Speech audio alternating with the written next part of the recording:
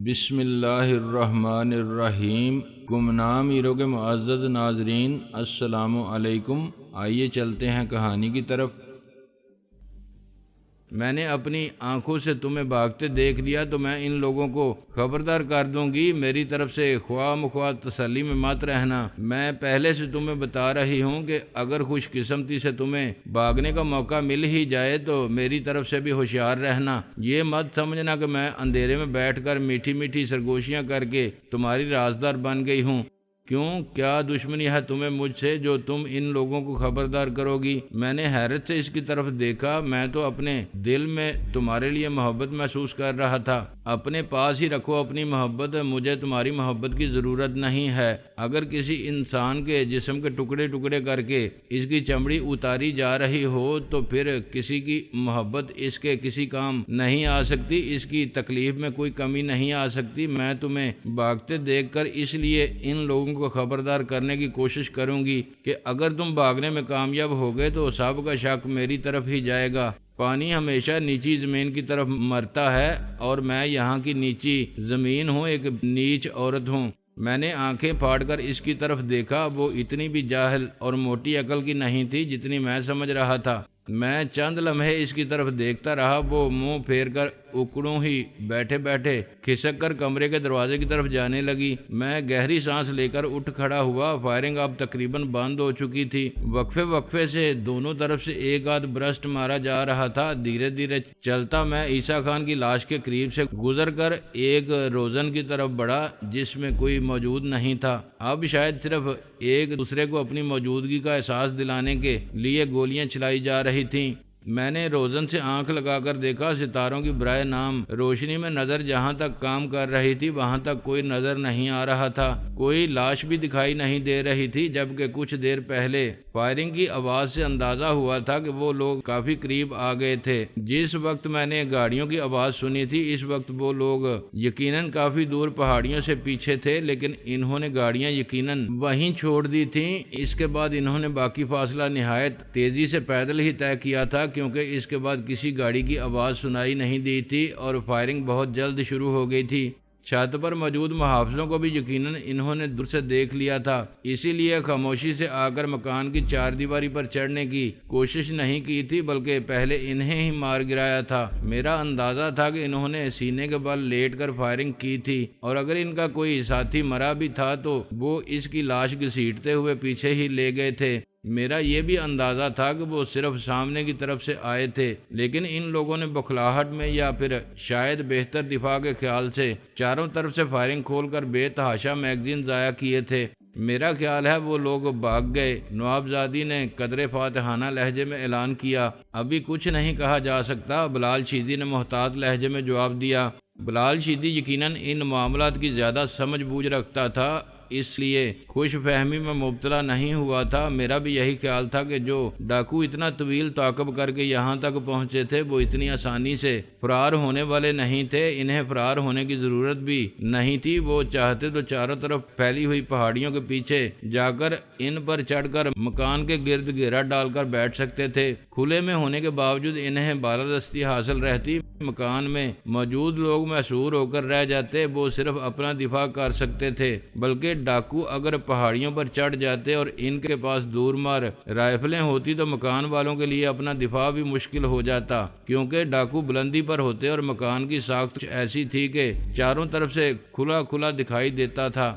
آخر کار گنیں خاموش ہو گئیں، لیکن بلال شیدی اور اس کے ساتھی دیواروں سے پیچھے نہیں ہٹے۔ نوابزادی البتہ جلد ہی اس خاموشی سے شاید اکتا گئی یا پھر اسے اپنے شوہر کا خیال آ گیا۔ وہ کمرے میں واپس چلی گئی۔ چند لمحے بعد اس نے بتی بھی جلا لی، گو کہ اس نے کھڑکی اور دروازہ بند کر لیا تھا، لیکن ریخوں اور روزنوں سے بہرحال روشنی باہر آ رہی تھی۔ بلال شیدی نے گردن گھما کر ناگواری سے کمرے کی طرف دیکھا، لیکن شاید اس میں نوابزادی کو منع کرنے کی جرت نہیں تھی۔ پھر نوابزادی کمرے کا دروازہ کھول کر باہر نکلی تو ایک لمحے کے لیے اچھی خاصی روشنی پھیل گئی۔ بلال شیدی ایک بار پھر ناگواری سے پیچھے دیکھ کر رہ گیا۔ نوابزادی نے دروازہ بند کر دیا اور اس کمرے کی طرف چلی گئی جس میں غالباً رکھا اس کے بچوں کو سنبھالے بیٹھی تھی۔ ان حالات میں بچوں کی نہ جانے کیا کیفیت تھی۔ کچھ دیر بعد بلال شیدی نے اپنے کچھ ساتھیوں کو پوزیشن سنبھالے رکھنے کا حکم دیا اور کچھ نام لے کر انہیں پیچھے آنے کی ہدایت کی۔ 4 آدمی سامنے والے صحن میں اس کے پاس آن پہنچے اور وہ سب مل کر تینوں لاشوں کا جائزہ لینے لگے۔ وہ غالباً یہ دیکھ رہے تھے کہ کسی میں زندگی کوئی آثار تو نہیں، حالانکہ یہ تو اس برائے نام روشنی میں بھی اندازہ ہو رہا تھا کہ ان میں زندگی کوئی رمق نہیں تھی۔ وہ ان لاشوں کو اٹھا کر پیچھے شاید کسی کمرے میں لے جانے لگے۔ جب بلال شیدی ایک ساتھی کی مدد سے عیسیٰ خان کی لاش اٹھائے میرے سامنے سے گزرا تو میں نے اس کے کھردرے سیاہ رخساروں پر آنسوؤں کی چمک دیکھی، گو کہ اس کے رخساروں کا بہت کم حصہ بالوں سے خالی تھا، لیکن جتنا بھی تھا وہ آنسوؤں سے تر تھا۔ میرا خیال تھا کہ عیسیٰ خان سے تمام تر نوک جھونک کے باوجود اس کی گہری دوستی تھی۔ سنگلاخ وادیوں میں بھٹکتے بھٹکتے خواہ دل بھی پتھرا سے گئے ہوں، تب بھی اپنی آنکھوں کے سامنے اپنے ہنستے بولتے ہمدم دیرینہ کو پٹ سے گر کر مرتے دیکھنا ایک کڑی آزمائش تھی۔ پتھریلے دلوں میں بھی ایک بار تو زلزلہ سا آ جاتا تھا۔ یہ ستم انگیز تماشا میں نے زندگی میں کئی بار دیکھا تھا۔ اس کے بعد پوری رات کوئی فائر نہیں ہوا، لیکن وقت ایک عجیب کشمکش کشیدگی اور ہیجان میں گزرا۔ کوئی بھی سو نہ سکا، بلکہ سونے کا تو خیر ذکر ہی کیا، کوئی کمر سیدھی کرنے کی غرض سے چند منٹ کے لیے لیٹ بھی نہ سکا، گو کہ اس دوران باہر سے ایک گولی بھی نہیں آئی تھی اور چاروں طرف گہرا سکوت طاری رہا تھا، لیکن کوئی مکان سے نکلنے کی ہمت نہیں کر سکا تھا۔ سب باری باری دیواروں سے لگ کر ادھر سے ادھر پھرتے رہے۔ ہر ایک کے ذہن پر غالباً اسی سوال کا بوجھ تھا کہ نہ جانے اب کیا ہونے والا تھا۔ کوئی اس آزمائش کے لیے بھی مکان سے نہ نکلا کہ ڈاکو اب بھی باہر کہیں موجود تھے یا فرار ہو گئے تھے۔ میری طرح غالباً سبھی کو لاشعوری طور پر اندیشہ تھا کہ وہ فرار نہیں ہوئے تھے۔ سپیدہ شہر نمودار ہونے سے ذرا پہلے نوابزادی نے بلال شیدی کو کمرے میں بلایا۔ دوسرے 2-3 آدمی پہلے ہی سے کمرے میں موجود تھے۔ میں بھی چپکے سے اندر رینگ گیا۔ نوابزادی اس وقت بڑی سی چارپائی پر نوابزادہ حشام کے قریب ہی آلتی پالتی مارے بیٹھی تھی۔ اس کی آنکھوں میں نمی اور چہرے پر تلاطم تھا۔ میں نے محسوس کیا کہ چٹان سے تراشی گئی وہ عورت شاید پہلی بار چٹکنے لگی تھی۔ اس کی وجہ سمجھنا مشکل نہیں تھا۔ چادر سے باہر نوابزادہ حشام کا صرف چہرہ دکھائی دے رہا تھا۔ وہ بری طرح سوج چکا تھا، اس پر نیلاہٹ غالب تھی۔ اب تو اس کی شکل ہی پہچانی نہیں جا رہی تھی۔ چہرہ ایک نیلی فٹ بال سے مشابہ ہو گیا تھا۔ آنکھیں، ناک اور منہ ورم میں تقریباً چھپ چکا تھا۔ معلوم نہیں باقی جسم کا کیا حال تھا۔ بلال ذرا نوابزادہ صاحب کی حالت تو دیکھو۔ میں نے نوابزادی کے لہجے میں ارتعاش بھی محسوس کیا۔ ان کے لیے کچھ کرو پلیز۔ بلال نے ایک متاسفانہ سی سانس لے کر نوابزادہ کے جسم پر چادر ہٹائی۔ ورم سے اس کے جسم کا وہی حال تھا اور ٹانگ پر پٹیاں لپٹی ہوئی تھیں، لیکن ورم کے باعث وہ گویا گوشت میں دنس کر رہ گئی تھیں اور خون میں رنگین ہونے کے بعد خشک ہو چکی تھیں۔ شاید نوابزادہ کے جسم میں خون ہی اتنا رہ گیا تھا جو رس سکتا۔ بلال نے سب سے پہلے اس کی پٹیاں ڈھیلی کیں، پھر اس کا سرانہ اونچا کیا اور مایوس سے انداز میں سر ہلاتے ہوئے بولا، وہی ہوا جس کا مجھے ڈر تھا۔ انفیکشن بہت بری طرح پھیل گئی ہے اور جسم میں خون بھی نہیں رہا۔ پینسلین کا ایک آدھ انجیکشن باقی ہے، وہ لگا دیتا ہوں۔ جلدی سے لگاؤ، نوابزادی لرزتی آواز میں بولی۔ بلال شیدی دواؤں کے کارٹن سے انجیکشن نکالتے ہوئے بولا، لیکن لگتا ہے اب پینسلین بھی نچلے دڑ میں کینگرین بننے کے عمل کو روک نہیں سکتی ہے۔ میرے خیال میں تو کینگرین کی نوبت آنے سے پہلے ہی نواب کی زندگی کا چراغ بجھنے والا تھا۔ سانسوں کی آمد و رفت تقریباً ختم ہی لگ رہی تھی، لیکن جب تک سانس تب تک آس جیسے۔ اس کا صحیح مفہوم ایسے ہی موقعوں پر سمجھ میں آتا ہے۔ نواب کچھ ایسی متوحش مگر پر امید نظروں سے بلال کو ڈسٹلڈ واٹر اور پینسلین کا پاؤڈر ملا کر انجیکشن تیار کرتے دیکھ رہی تھی، جیسے اسی پر نوابزادہ کی زندگی کا انحصار تھا اور اس کے لگاتے ہی کوئی معجزہ ہونے والا تھا۔ پھر اس کا دھیان جیسے یکدم ہی بند کھڑکی اور دروازے کی طرف گیا۔ وہ برہمی سے بولی، دروازہ اور کھڑکی تو کھول دو، صبح کا وقت ہے، تازہ ہوا کا کوئی جھونکا اندر آنے دو۔ ایک لمحے کے لیے وہ گویا ڈاکوؤں کو بھول گئی تھی اور یہ بھی بھول گئی تھی کہ رات کس طرح کٹی تھی۔ ایک شخص نے سعادت مندی سے پیچھے ہٹ کر پہلے دروازہ اور پھر کھڑکی کھول دی۔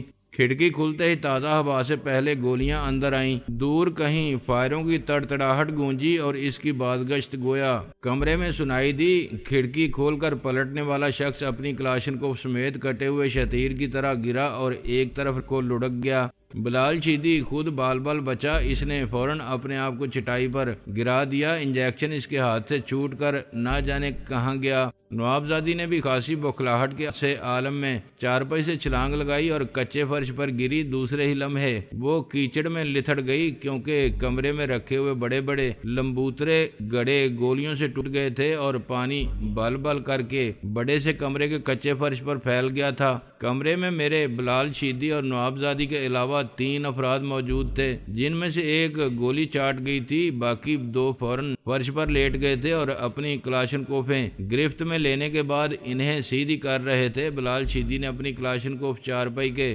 سہارے کھڑی کی تھی، وہ بھی دھیرے دھیرے اس کی طرف ہاتھ بڑھا رہا تھا۔ قدرت نے ایک عجیب تماشا یہ بھی دکھایا تھا کہ کئی گولیاں اس چارپائی پر سے گزر گئی تھیں جس پر نوابزادہ حشام لیٹا زندگی کی آخری سانسیں لے رہا تھا، لیکن کوئی گولی اسے نہیں لگی تھی۔ حالانکہ وہ کھڑکی کی سیدھ میں تھا، شاید کوئی گولی اسے زندگی کی اذیت سے نجات دلانے کی سزاوار بننا نہیں چاہتی تھی۔ میں اسی دیوار کی آڑ میں تھا جس میں بڑی سی کھڑکی تھی۔ میں محفوظ ہی تھا، پھر بھی احتیاطاً اکڑوں بیٹھ گیا۔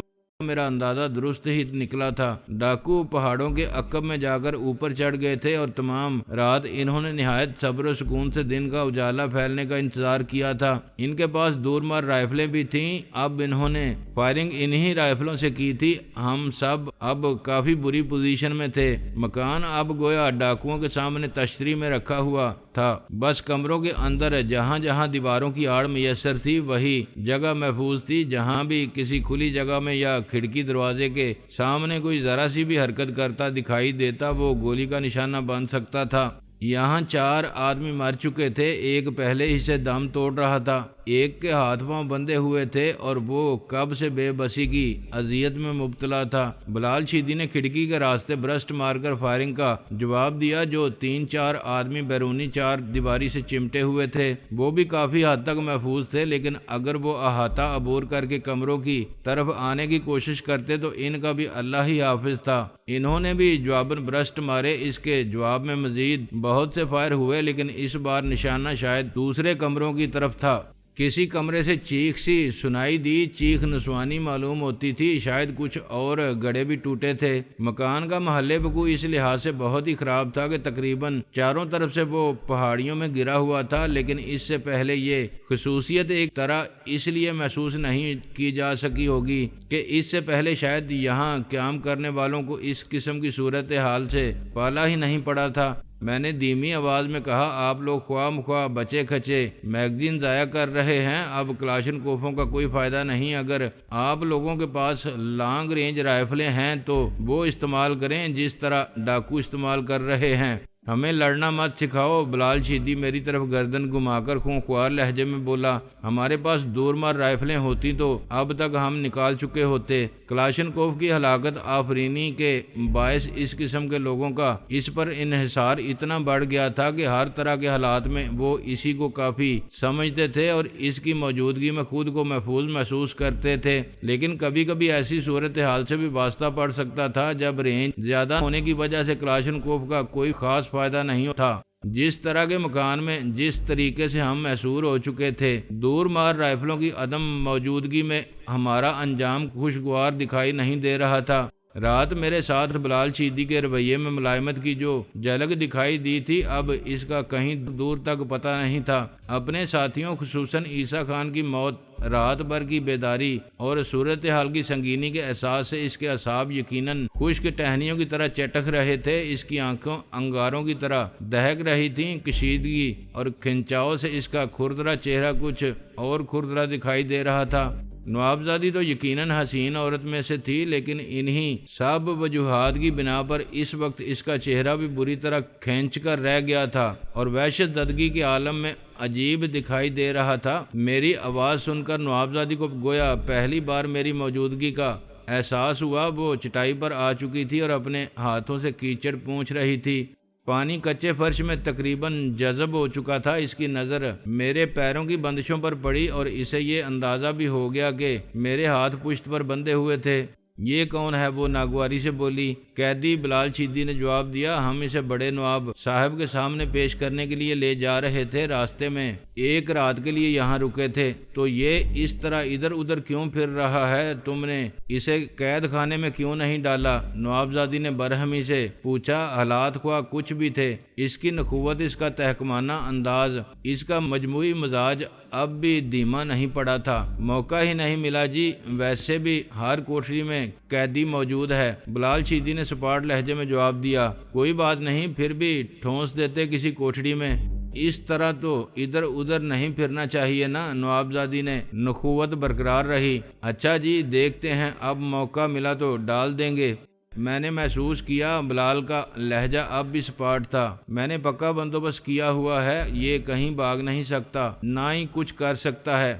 ویسے اگر آپ کے پاس ایک بھی دور مار رائفل ہوتی، آپ میرے ہاتھ کھولنا پسند کرتے تو میں ان ڈاکوؤں سے نپٹنے میں آپ کا تھوڑا بہت ہاتھ بٹا سکتا تھا، میں نے مؤدبانہ لہجہ میں کہا۔ ہاں، یہی مدد کرتے کہ رائفل کا سہارا لے کر باہر جاتے اور ڈاکوؤں سے مل جاتے، آخر وہ تمہاری برادری کے ہیں۔ بلال چیدی گرایا۔ یہ ڈاکو ہے؟ نوابزادی بے یقینی سے چلائی۔ شہادتیں تو یہی بتاتی ہیں نوابزادی صاحبہ، ہمیں پتہ چلا کہ یہ ماکھو چاچڑ ہے اور اس نے نوابزادہ خاقان صاحب کا قتل میں حصہ لیا تھا۔ بلال چیدی آخرکار اپنا یہ منحوس جملہ مکمل کیے بغیر نہ رہ سکا۔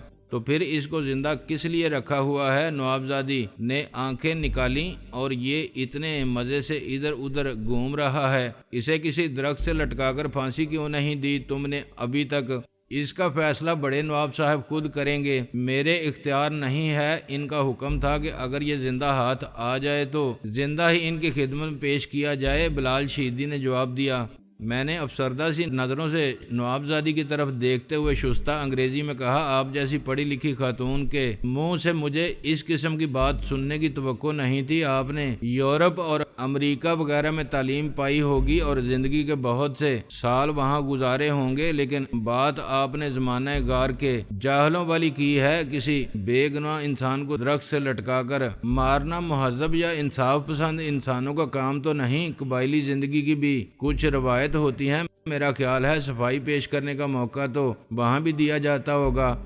انگریزی بول کر ہمیں معروب کرنے کی کوشش مت کرو۔ نوابزادی بھی تیزی سے انگریزی میں ہی بولی، ہمیں معلوم ہے ڈکیٹی کو ایک منافع بخش انڈسٹری یا ٹریڈ سمجھ کر بہت سے پڑھے لکھے نوجوان بھی ڈاکوؤں کے گروہوں میں شامل ہو گئے ہیں، بلکہ اندرون سندھ کے تو کسی علاقے میں سنا ہے ایک ایسے ڈاکو نے بھی اپنا گروہ بنا رکھا ہے جو امریکہ سے MSc کر کے آیا ہوا ہے۔ ان لوگوں کے پاس پولیس، رینجرز اور فوج تک کی وردیاں ہیں، سرکاری گاڑیوں کی نمبر پلیٹیں بھی ہیں۔ وہ بڑے سائنٹیفک انداز میں ڈاکے بھی ڈال رہے ہیں اور کروڑوں روپے تاوان بھی وصول کر رہے ہیں۔ اس لیے یہ مت سمجھنا کہ تمہیں انگریزی بولتے سن کر ہم تمہیں ڈاکو کے بجائے کچھ اور سمجھ لیں گے۔ یہاں تو سبھی کا معاملہ مرغے کی ایک ٹانگ والا تھا۔ دل میں ایک عجیب سی اداسی اور جھنجھلاہٹ کی لہر محسوس کرتے ہوئے میں نے خاموش ہو جانا ہی بہتر سمجھا، لیکن نوابزادی کی برہمی اس پر بھی کم نہ ہوئی۔ بلال چیدی کی طرف دیکھ کر بولی، تمہارے اس قیدی کی زبان بہت لمبی معلوم ہوتی ہے، ذرا ان ڈاکوؤں سے نمٹ لیں، پھر اس کی زبان بھی کاٹ کر چیل کبوں کو ڈالیں گے۔ امید ہے بڑے نواب صاحب اپنے قیدی کی صرف زبان کم دیکھ کر برا نہیں منائیں گے، اس طرح وہ اس کی جھوٹی صفائی سننے سے بھی بچ جائیں گے۔ بلال چیدی کوئی جواب دینے کا موقع نہیں ملا، کیونکہ اسی اثناء میں گولیوں کی ایک اور بچھاڑ آئی۔ گولیاں نوابزادہ حشام کے جسم پر پڑی چادر کو تقریباً چھوتی ہوئی گزریں۔ کچھ فائر غالباً کسی دوسرے کمرے کی کھڑکی پر بھی کیے گئے تھے۔ نوابزادی کی توجہ میری طرف سے ہٹ گئی اور میں نے خدا کا شکر ادا کیا۔ وہ بلال چیدی سے مخاطب ہوئی، نوابزادہ صاحب گولیوں کی زد میں ہیں، کیا ہم کسی طرح اس چارپائی کو گھسیٹ کر اس کھڑکی کے قریب نہیں لا سکتے؟ اس نے اس کھڑکی کی طرف اشارہ کیا جس سے گولیاں اندر آ رہی تھیں۔ اگر چارپائی کو گھسیٹ کر اسی کھڑکی کے نیچے لا کر دیوار کے ساتھ لگا دیا جاتا تو نوابزادہ واقعی گولیوں کی زد میں آنے سے بچ سکتا تھا۔ کوشش کر کے دیکھتے ہیں، بلال شیدی نے جواب دیا اور اپنے آدمیوں کو اشارہ کیا۔ مسئلہ یہ تھا کہ کوئی بھی کمرے میں سیدھا کھڑا ہونے کا خطرہ مول نہیں لے سکتا تھا، فرش پر کیچڑ سا ہو چکا تھا۔ چارپائی بہت بڑی اور بھاری بھرکم تھی، اس پر ایک لمبا چوڑا انسانی جسم بھی پڑا تھا جسے تقریباً لاش ہی سمجھنا چاہیے تھا۔ اس کے باوجود انہوں نے گھٹنوں ہی کے بل رہتے ہوئے کلاشن کوفیں چٹائی پر رکھ کر چارپائی کا ایک ایک پایا پکڑا اور اسے کھڑکی کی طرف کھینچنے کی کوشش کرنے لگے۔ جب انہیں کوئی خاص کامیابی نہ ہوئی تو چوتھا پایا خود نوابزادی نے پکڑ لیا اور وہ بھی زور لگانے لگی۔ اس کا چاندنی سا چہرہ ڈوبتے سورج کی طرح شفق رنگ ہو کر دہکنے لگا۔